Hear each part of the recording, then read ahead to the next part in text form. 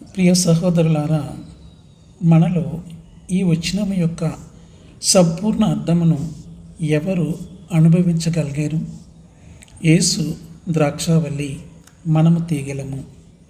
ద్రాక్షావల్లి దాని తీగలు ఎదిగే విధంగానే మనము క్రైస్తవ జీవితమందు ఎదగాలి.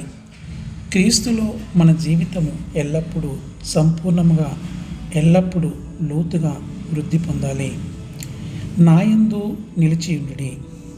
ఇప్పుడు మనం ఈ మాటల సంపూర్ణ అర్థమును గ్రహించగలము.